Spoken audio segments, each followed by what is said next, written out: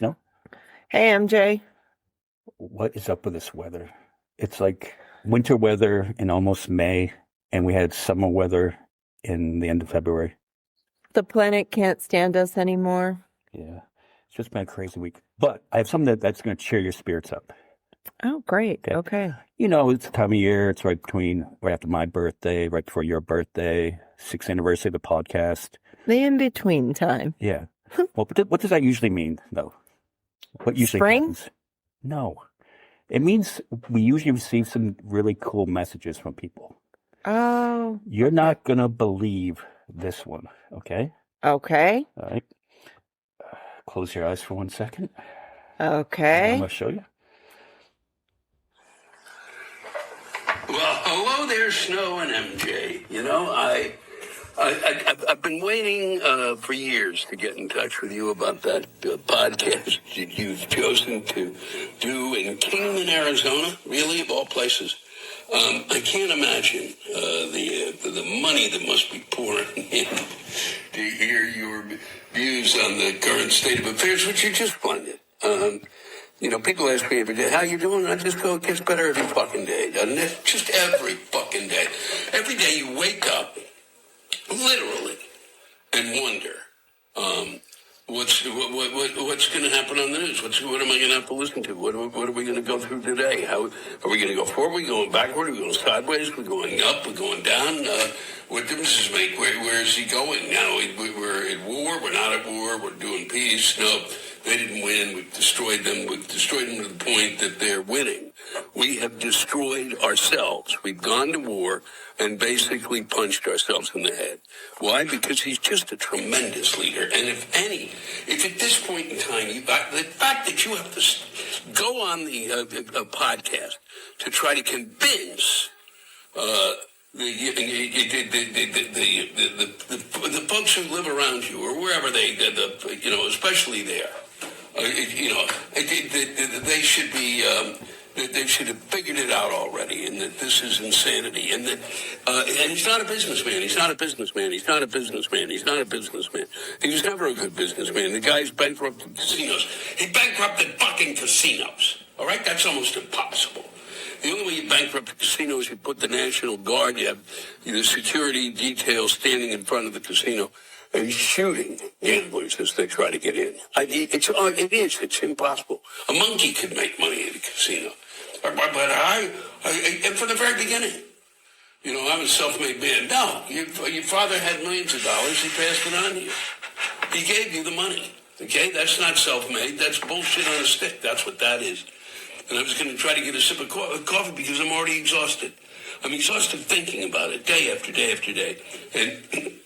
And you're out there, you know, on a weekly basis, in the midst of Arizona, which I just performed in, and I was shocked, actually. To be honest, I was in Chandler,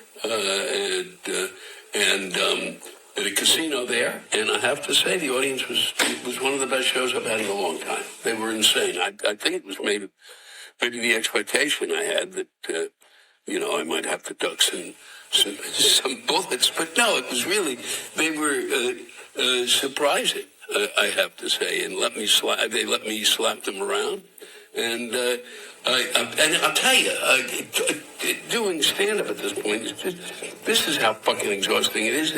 I've got an audience that's living in two different realities. It used to be just the political parties.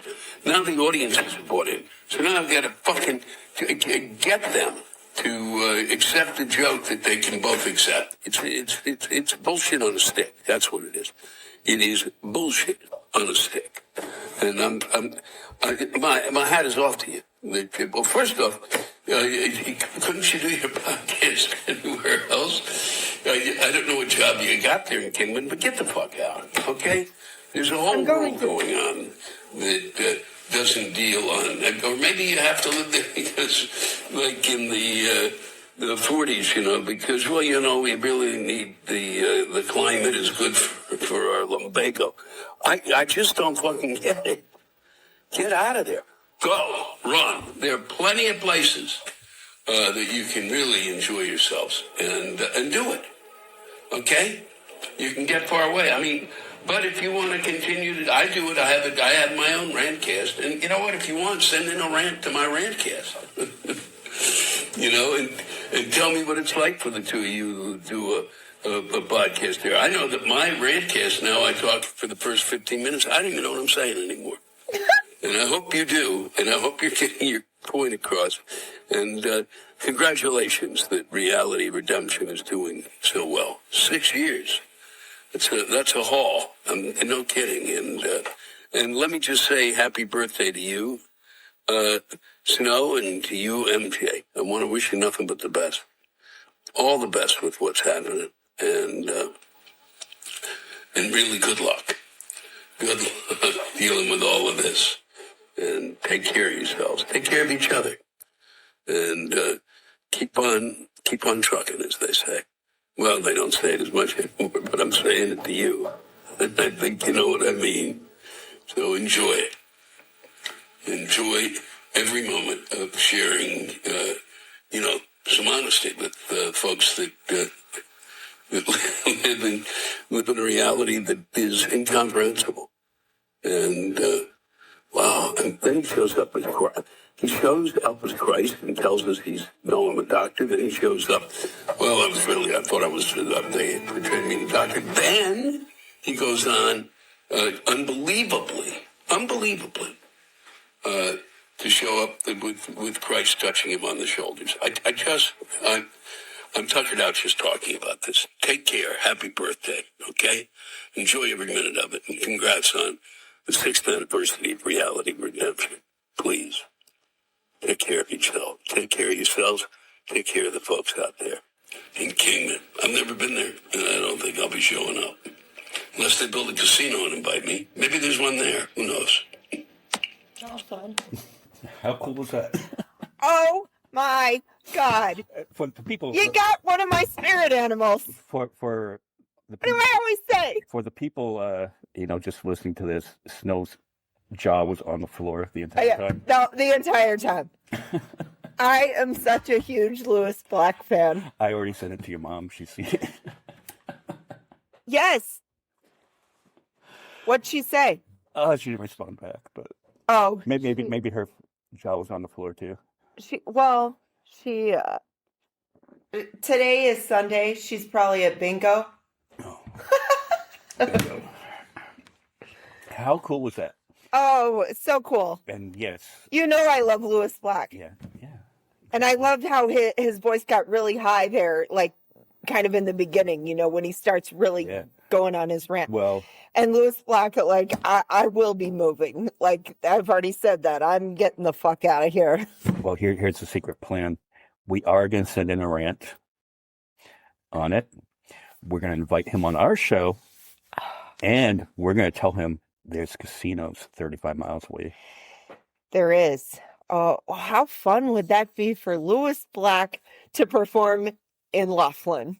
I don't think it'd be fun for him. He would. It might be fun for it. He said that he beat up on the Chandler people a little bit. Yeah.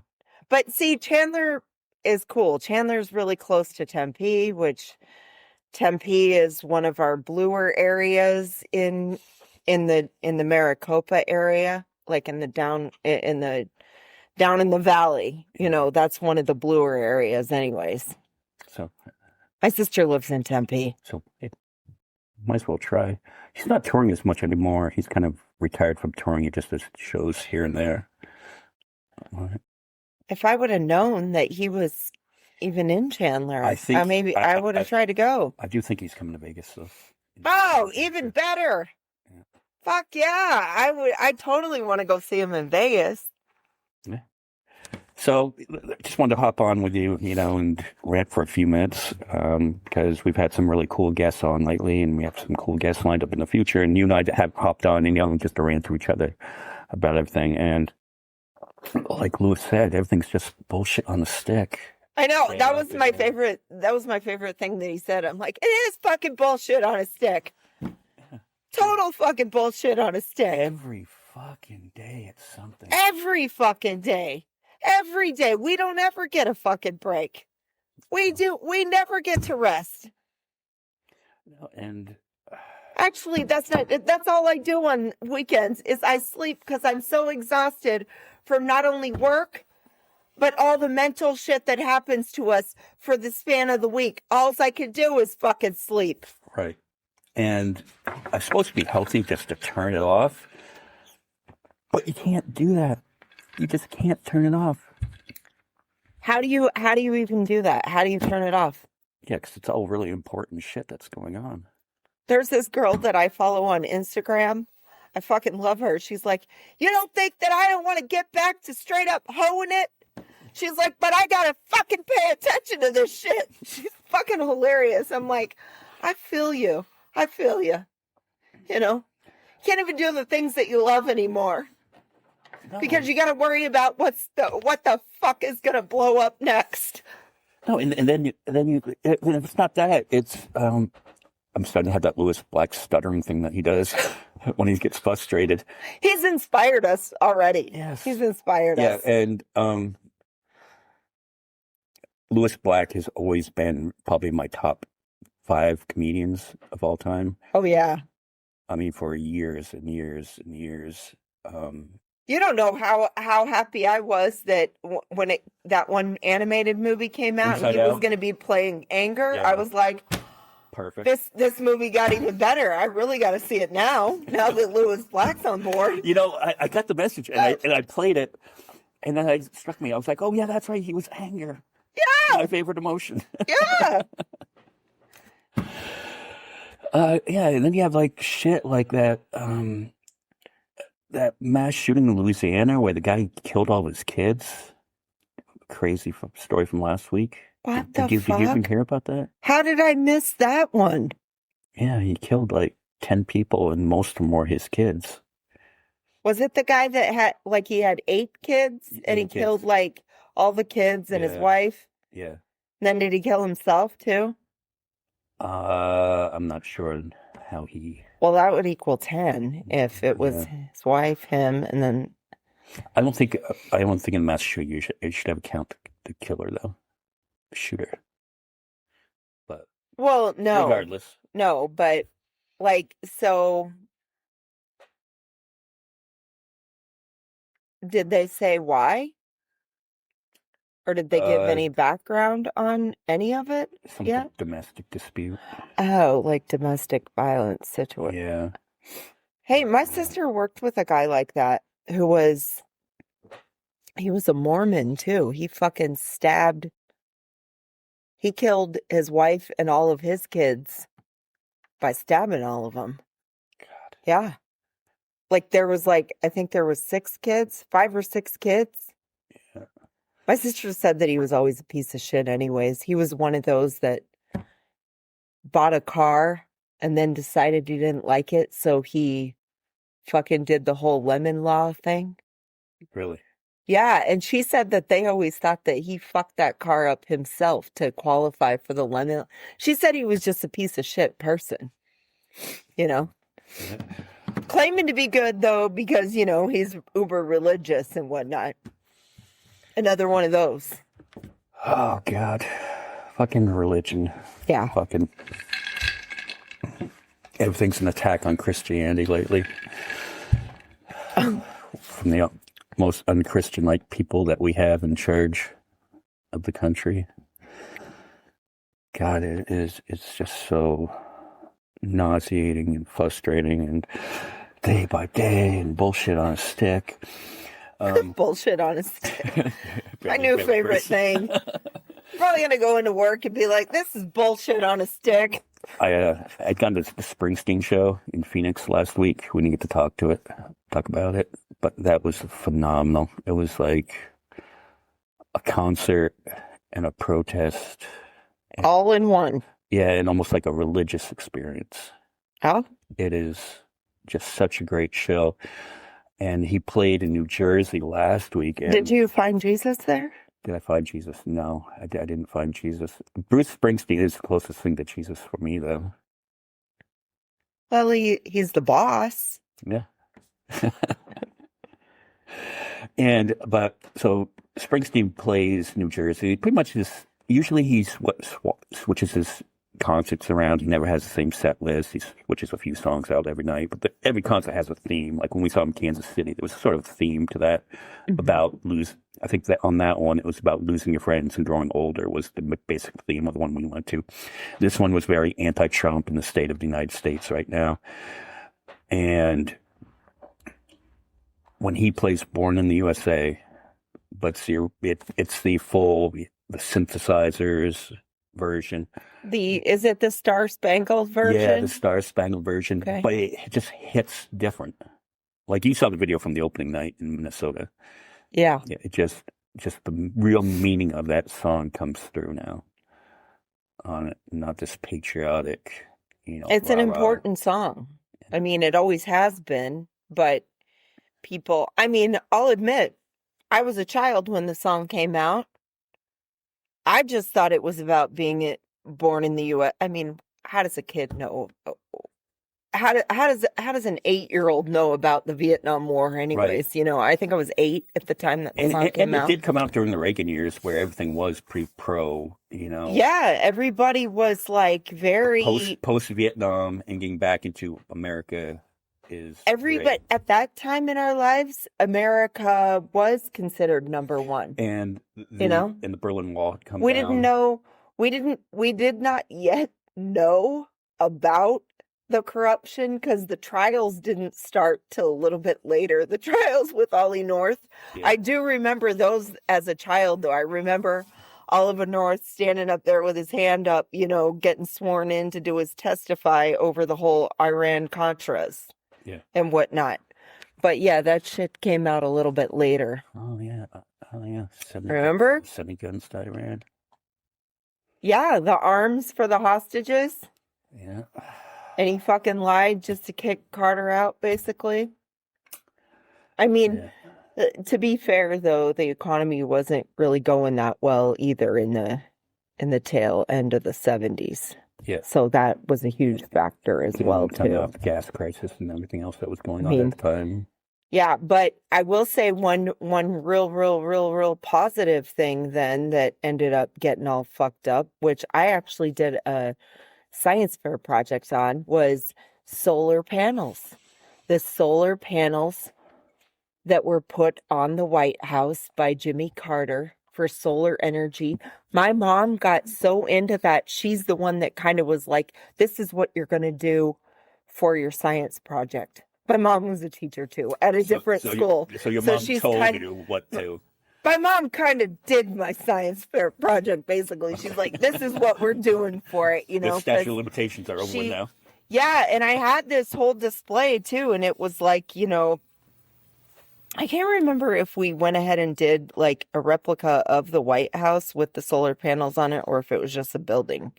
That's a little bit foggy to me, but yes. Did you put a little Willie Nelson action figure up on the roof? I know I should have. I had no idea those two were such good friends until I watched a documentary on that. But yeah. Oh yeah, Jimmy Carter. Hey man, he was a good president though. It's like he got a bad rap. And he was an even better man than he was a president. Yeah, he went and devoted his life to doing the Habitat for Humanity, where he was building houses. All the way up till he couldn't do it anymore. The funniest thing is I'm watching the documentary, and Garth Brooks is in the documentary. And Garth Brooks is talking about how he was like so eager to go meet Jimmy Carter. He's like, oh yes, sir, I'm so glad to meet you. And Jimmy Carter's basically like, all right, well, that's great, but I've got work to do. And it's like Garth Brooks was like, dude, there was no stopping him. He is a man on a mission. He's like, we got houses to build. Pick up a hammer. We got to cut this out because we got a guest coming up here, but I wanted to jump on. I wanted to share that message. I was going to wait until closer to your birthday, but that was just too good to wait. You couldn't wait. You were like, it was like Christmas. It was, yes, the anticipation of Christmas morning. It was inspiring. you know, Yeah. and Lewis Black is always inspiring to me. yeah. I love people who aren't afraid of being fucking loud, because look at me. Listen to me. I had to turn a mic down before. I had to have you turn my mic down because I'm like, this is far too loud. I don't like hearing myself this fucking loud. I mean, come on. I'm already a loud person. Like, the microphones are way the fuck over here. They're far away from me, people. They're always far away from me because I'm always at an 11. Yeah, I'm always at an 11. If you ever watch the videos that when we do put them out, I'm like right up close to the mic so I can just like, kind of just whisper into it. That's the only way we can balance each other out here. And I still feel like I'm way louder than you. And you're like literally almost filleting the mic. He's almost giving the mic a blowjob, people. Like, that's how close he is. And I'm like all the way back here, and you probably hear me louder still. Speaking of which, we have a funny blowjob story coming up next week. That's a tease. Yeah. And don't go any further into it, okay? No, okay. Don't ruin it. All right, everybody. Yeah, that's it. And this podcast did start, just about 6 years ago. It's about the time we started getting the equipment and coming up with the concept of the podcast. And our original intent was just to be there for each other and get through COVID and get through George Floyd and get through all the bullshit of the first Trump administration.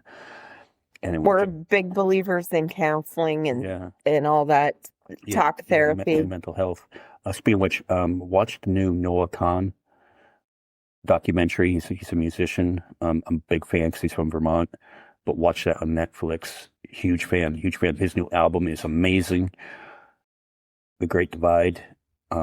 And a lot of his music. I don't think it's popped up. That's weird too, because usually, I mean, I've watched so many documentaries. The documentaries pop up in there. Just a little teaser for you, since he's from Vermont. There's an appearance by Bernie Sanders in it. Now I'm definitely watching. New music for the week. The Great Divide by Noah Khan in his documentary on Netflix. All right. So, we got to get going and get this up for our next thing.